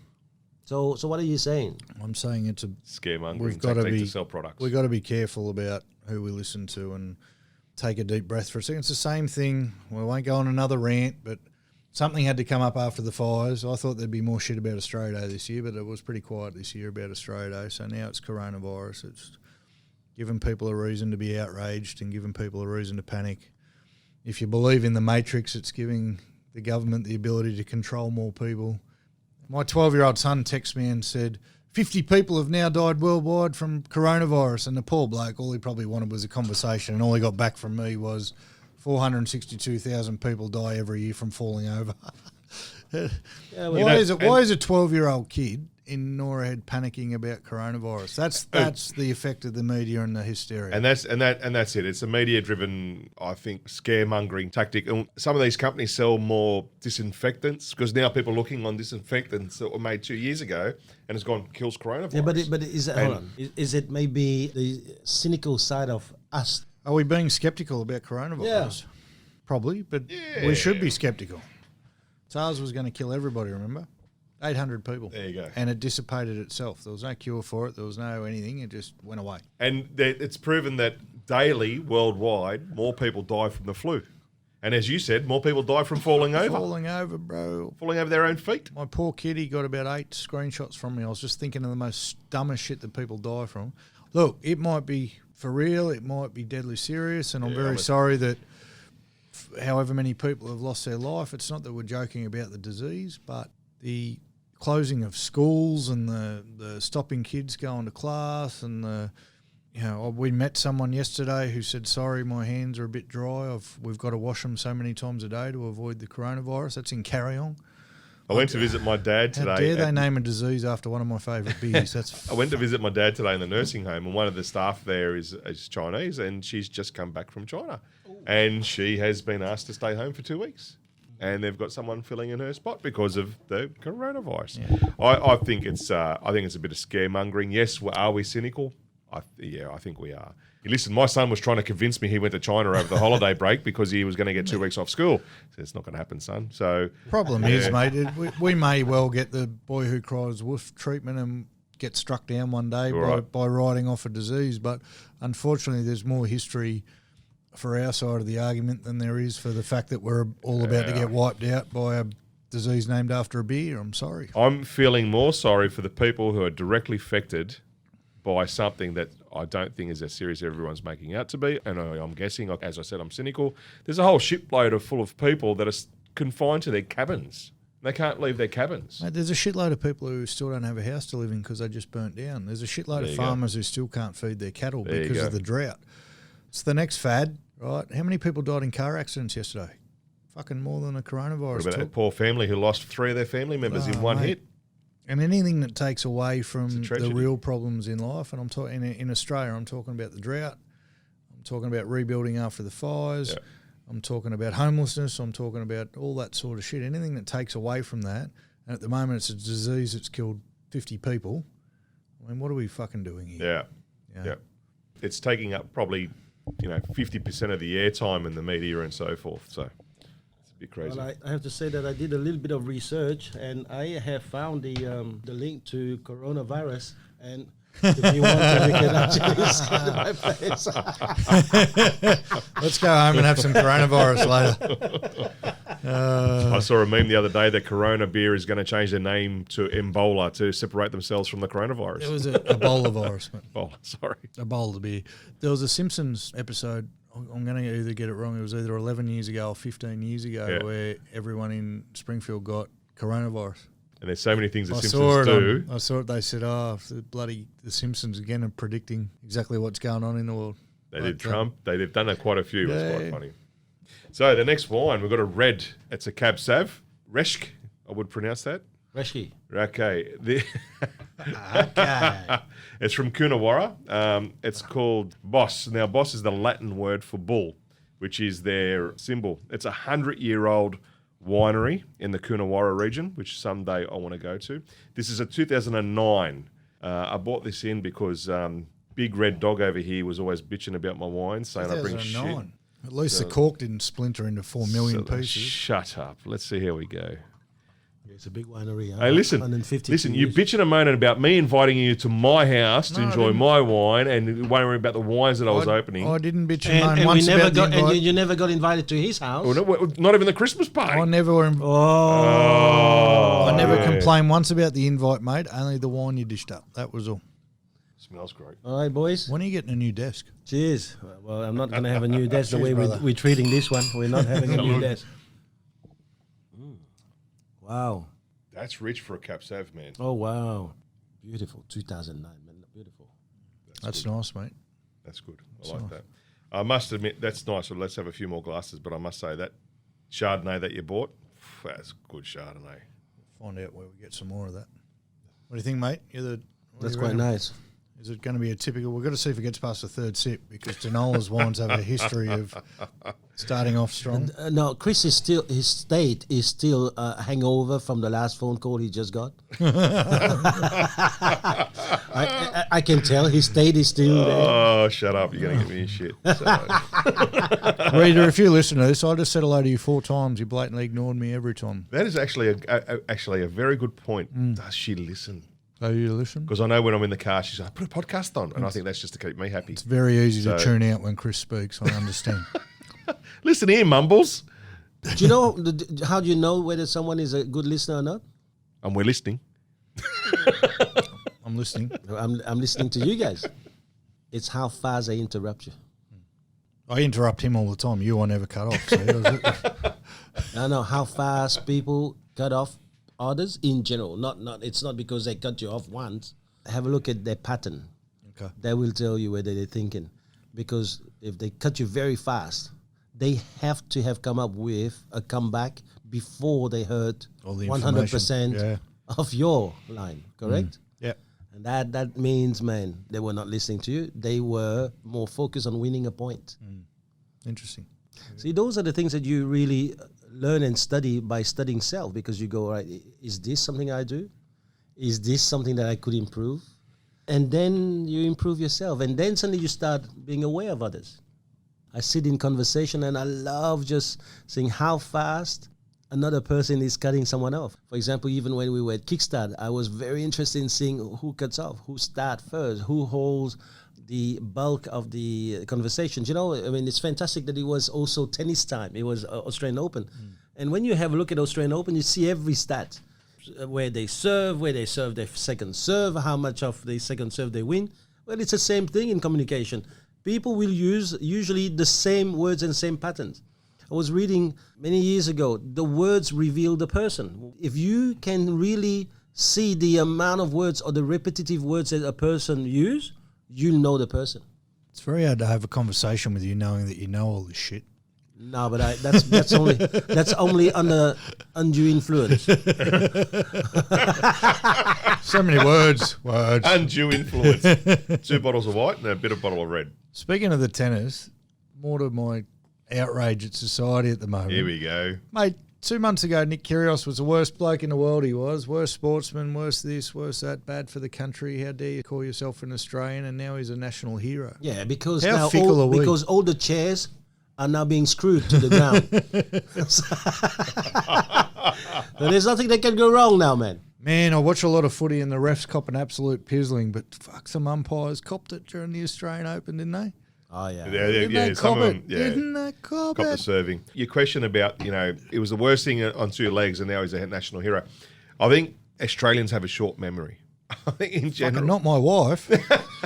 Jesus Christ. In general, I think Australian Australians- males. Yeah, absolutely. Remember January 2nd, 2008, when you said... You're going to make a goal and it was a resolution? Yeah, I got a good memory. My memory only kicks in when I want to burn someone. That's all. I think that we have short memories. And we've said this the other week, other podcast, jump the bandwagon, and then it's all forgotten. Is he a good role model? I don't think so. You don't want your kids playing tennis, Thomas. You don't want them being Nick Kyrgios, do you? No. I don't mind what some of the good things he's done lately, but this is the problem, you know. Still carries he's on, a great player. He's a great player. You have to give it to him. But I think I would not have him in my team. Now, this is the problem. If in Australia we only have 3 good players and we need 5, you have to have in the team. So this is the problem, that sometimes coaches or leaders have to compromise on some of their values in order to make up the numbers. But that means to me then the philosophy that we have is that winning comes before the rest. Yeah. Comes across in business too. I think that as a player, as someone who represents something to a lot of children, we have a responsibility. Do you think in general sports people are held to too high in esteem? They throw around the role model clause a lot. You can learn a lot of lessons. Yeah, you're talking about a lot of good stuff here, man, that would take an entire podcast to do it. Yeah. And I think to agree, yeah. But the other thing too is that a sports person is not a philosopher. No. Okay? A sports person is driven to win. So Nick Kyrgios is driven to win. Definitely not a philosopher. So I have no problem if his anger is about the drive to win. But when his anger is about, he tells his team, so the people who come and cheer for him and sit on the side, and he tells them off because they didn't cheer him up for that point, or then the next point he tells them off because they talk too much and they should be silent about the next point. Fuck you, man. You've got people there sitting there, they wondering what should we do next. And I think if you have friendships and the friendship is only there for you to just abuse them, I'm sorry, man. I want no part in that. I don't see a sportsman, even, my hero, Ayrton Senna. Even Ayrton Senna driving Formula One did not show the best values. But so I'm not talking about the best value there, but you need to have some kind of consistency. So as a parent, a lot of parents say, look at your favourite footy player, look at Nick Kyrgios and strive to be that. It's probably not the best parenting tool in the world. No. I said to my children, if you girls ever behave like that one day, I'll come on court myself and I'll get you out. That actually happened to me. Yeah, but yours is a bit of a sad story, but because it should be off like for that game, and then maybe the next warning is for the next season, and then afterwards. But when it's forever, because you got caught once, I think it was a bit tough. Let's put it this way. Listen, I wrote something about my daughters playing tennis, I think a year ago. And it was in a subject I put on Instagram or something like this about how, because I came from nothing, now spending any kind of money to me on the kids' sports, it's not just something I do, it's a luxury, right? And so when the girls came home from a competition and won their competition but didn't do their best, I wrote that I was not very happy. That I said to them, that is shit. The other girls were playing their best, you didn't. So as far as I'm concerned, the other girls deserve my inspiration, not you. I said to the girls, get on the court. I want more training because that's wrong what you've done. I mean, obviously. I remember that post. There's a bit of blowback. Yeah. Well, this last week, the girls now got into their new school where that sport is huge. They have, I think, 21 tennis courts. Yeah. So They got air conditioners. yeah, all over, mate. three machines per court. Anyway. No resilience. After that Saturday of selection, the girls not only now got chosen to be in their top teams representing Year 7, but they also got invited to be part of the academy, which only chose out of 250 students in Year 7, 250 something, only the 2 of them have been chosen. So on the way back, I said to the girls, do you want to do this? And they said, yes. I said, but you understand that it means it's 100%. I don't need more than 100%, but it means 100% because mom and dad, we have to sacrifice. There are things that we're going to have to go without to make sure that you can afford to have all these things. And so the girls understood that. Actually, it was very nice because Zara actually hesitated and said, maybe we don't need to do this because it's going to cost some more. And so I said, no, that's not the point. The point is not about it. The point is using everything that is available, but using it 100%.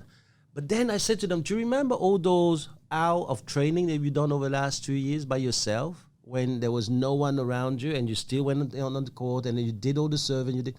Now, do you see how it's paying back? And I think, to me, that was a win.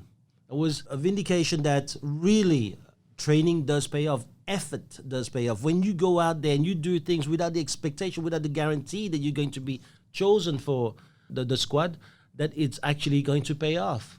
I said to them, the good thing now is that the lousy coach that you have around you in your life is gone. You're now going to have real coaches. And the beauty now is you have achieved all of these things by yourself. But it's only a step. What are you willing to do to climb the next step? Wow. You might have done all right here, Danola. I think that you got it today, man. When I saw that bottle, I went to him straight away. I said, I think today you're going to murder us. Oh. I had 2 options. The Tamburlaine, and that's the winery right next to where we did the Kickstart. I thought that would be appropriate, and I had that, and then I was sick of you bitching and moaning about Danola's wines. No, actually, he was Like quite Thomas smart. never said anything. Mate, He was quite smart, mate. He knew we tried that last one and we were going to give it to him this week. And he thought, no, I'm going to shut them up. But he's a salesman, man. Yeah. For anyone who doesn't know, Chris had a bottle of wine stashed in the office for his next podcast. And because he wasn't here last week, we found that bottle. But did you know it was a special one? Yeah, it was from his dad's hometown. They should Village, stop yeah. making wine immediately. Or they should Why at do you least think your clean- dad's left the town? They should wash their feet before they stomp the From the grates, mate. province. 'cause It's that from was- the province of where my dad's from. So That in was Italy, absolute but, garbage. And you know how we know it was garbage? We'd already drank 3 bottles and it still tasted like garbage, mate. I think you just had shit wine to start with, and it was that good that it's just, you know. Oh, we had some fucking good wines last week.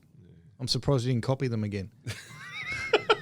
So, boys, what are we going to do here now? Kickstart's finished now. What's the maybe top takeaway for you for this year? I was just going to pack up the manual, mate, and stick it in a drawer and wait till next year's Kickstart. All right, great takeaway. It'll be a brand new one for 2021. No, for me, the takeaway is that line that I quoted before. Only a full glass can fill an empty glass. One of the biggest things I still struggle with is controlling my state in the office and around the team and making sure that I turn up or walk through the front door every morning in the right frame of mind to give them the best thing. And I put that in the same category. You saw the video I sent this week? I watched half of it and then I fell asleep. No. You're full of shit. Dinner tonight in my place, fuck off. No, and look, I didn't. We spoke on the phone, TL, and you said, look, you're not going to get a wow moment at every single seminar, and I probably didn't get a wow moment. It was a consolidation of information that I'd picked up from previous things, yeah. And my aha moments or my clicks had nothing to actually do with the figures or the plans or the team because we've done so much work on that recently. It was more when he started talking about my kids and parenting aspects and what we're actually doing this for, and then something that I've owned up to and I've written in my own little what I need to get better at is controlling my state around the team, and that line puts it in a metaphorical sense that anyone can understand. And so that for me is something that I'll hang on to for. And now that you're saying this, that your business aha moment may have been the numbers, but your leadership aha moment was through our association when you saw my children around me. Yeah, 100%. I think that's when I saw your leadership change. Yeah. Because I believe, great leaders are great fathers. Great leaders are great mothers. And so if you can't do it at home, you can't do it at work. What's the point of leading staff if you don't lead your own kids? Because you don't go home to the staff. Your staff are relying on you, yes, but your kids are relying on you for life, mate. And everything we all know ourselves, the things we still carry from when we were growing up, that's fucking bigger than what you do with someone who's not making 50 calls. That's way bigger, and never have I underestimated that. Never have I not understood the importance of what being a good parent is, but I also can admit that I was a father at 25 years old and I haven't given it a real thought or a real effort until the last 18 months of actually what the fuck am I doing here? Yeah, right. Yeah, I was a dad because I had kids. Yep. One weekend at your place, TL, flick that switch on. Yeah, we were playing tennis. Yeah, fuck.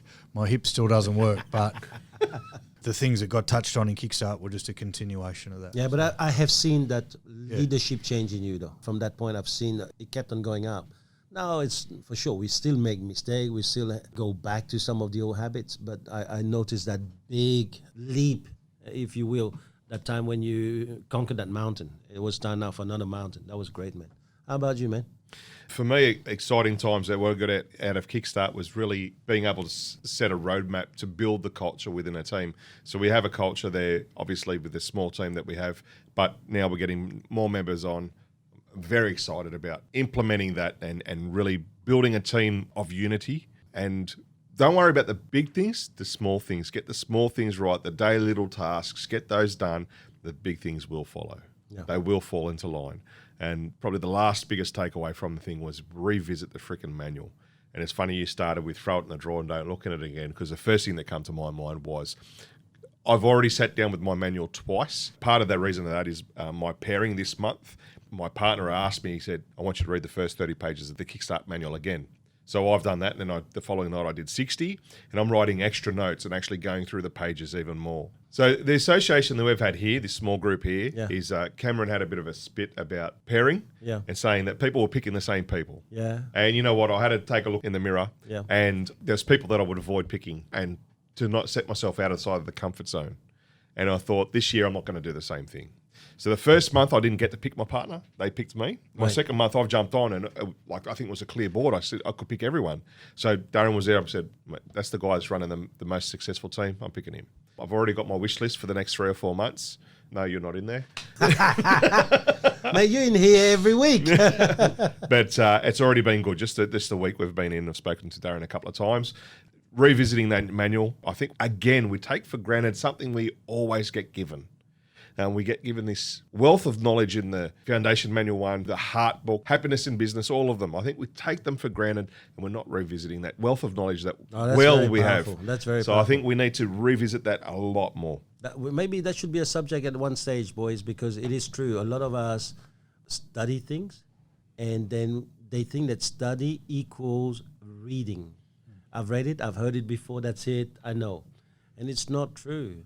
The last few weeks of 2019 were very depressing for me because I read my entire journal from 2019 and I was quite depressed when I found out that the lesson I was writing in November were the same lessons I wrote in January.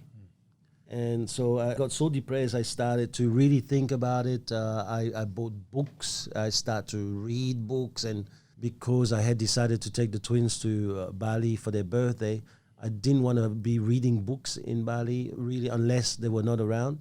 And so I spent a lot of time doing a lot of work. And somehow something happened in January.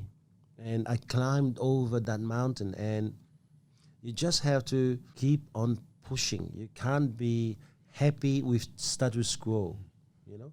So seeing, for example, someone like you now wanting to conquer someone like Darren Butcher, you're gonna have a great month, guarantee. He's the first person I ever called when I wanted help, mate. You just believe when he speaks. He just says, go and do this, and there's nothing in your mind that says, yeah, no, that won't work. But by the same token came as this, I'm not going to call someone, ask for help, and not do what they ask me to do. But that's not true. Most people do that, man. Don't do what they do. Most people call, get advices, and then apply the parts they like, or it's easy, and then disregard the parts that's too difficult. And you've been guilty of that in the past. In the past, Yeah. that is Can the you past. just shut up, mate? No, but now you're there hunting for shit on him, you bastard. No, he's right. He's right. I'm sick of mediocrity.